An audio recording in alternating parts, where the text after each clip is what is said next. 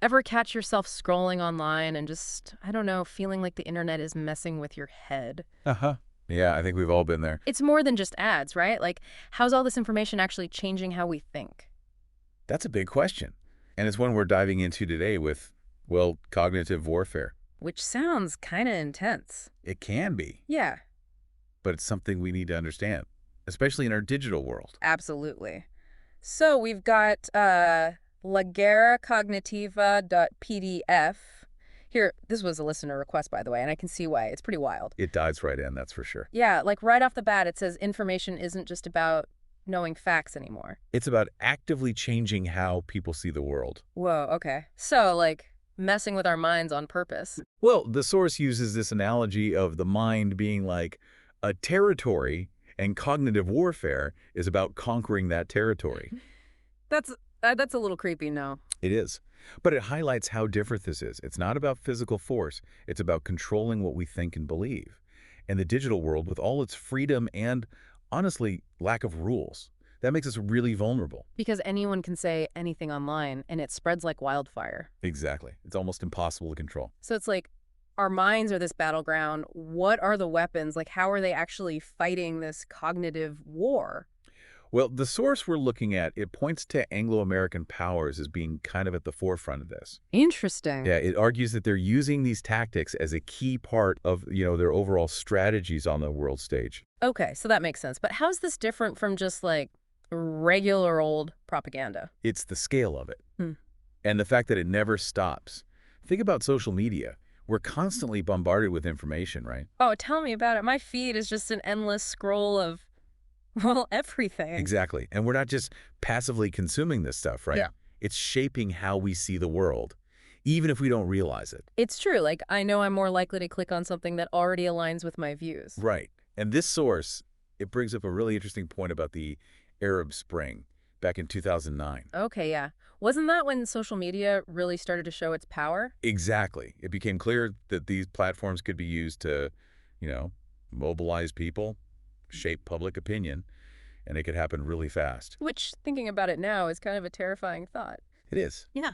Because it's not always clear who's pulling the strings, right? Right. This source talks about algorithms. Yeah. And how they're designed to keep us scrolling. And how they decide what we see. Exactly. We're not seeing a neutral representation of the world. We're seeing what someone else wants us to see. It's like this constant flood of targeted information, and it can be overwhelming. The source even suggests that that this information overload can actually warp our perception of reality. So it's not just that we have more information than ever before, it's how that information is filtered and presented to us that really matters, which is, yeah, it's kind of terrifying when you really think about it. Like, maybe we don't even realize how much of what we think is actually being influenced by, well, someone else. It's true. It's easy to get lost in the weeds with all the tech stuff. Right. But I like that this source, lagarcognitiva.pdf, it's coming from a different angle. It is. It's a Latin American perspective, which I think is really valuable here. Definitely. So what are they saying? Well, they argue that Latin American cultures often have a different understanding of knowledge itself. There's a big emphasis on community.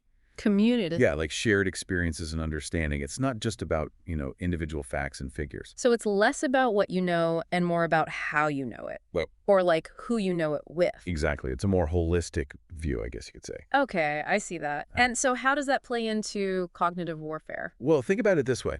If we're constantly being bombarded with information that's tailored to our individual biases, Which we are. right, then it becomes even harder to sort of step back and see the bigger picture. Yeah. Oh, totally. Like we're stuck in our own little echo chambers. Exactly. Yeah. And the author of this source, they're particularly concerned about young people Oh, yeah. because they've grown up in this digital world surrounded by, well, let's be honest, mostly American companies. Yeah, that's true. And they argue that this constant exposure to one particular worldview, especially when it's filtered through these algorithms, Oh, right. it can actually, undermine our ability to think for ourselves. Wow. They even use this phrase cognitive sovereignty, which I have to admit I had to look up. That's a powerful term. It is. It's like, are we really in control of our own minds? Or are we just products of what we consume online? That's the big question. And honestly, I don't think there are any easy answers. But this source, it's definitely a call to action. Like, we need to be more aware of these forces that are shaping our thinking. So what can we do? I mean, it feels kind of overwhelming. It is a lot, but I think it starts with just being more mindful. Like, pay attention to where you're getting your information from. Okay, yeah. Check those sources, Yeah. question your own biases, and maybe most importantly, don't be afraid to, like, disconnect every once in a while. Log off. Yeah. Give yourself a break from the constant flow of information. It's okay to step away and, just think for yourself. I like it. A digital detox for the mind. It's like that saying, a mind stretched by a new idea never returns to its original dimensions. Exactly. The more we challenge ourselves to think critically, the stronger our cognitive sovereignty becomes. Love that. And on that note, I think we've definitely given our listeners a lot to think about I today. hope so. It's an important conversation to be having. It really is. So, to everyone listening, thank you for joining us on this deep dive. Until next time, stay curious, stay critical, and we'll catch you in the next one.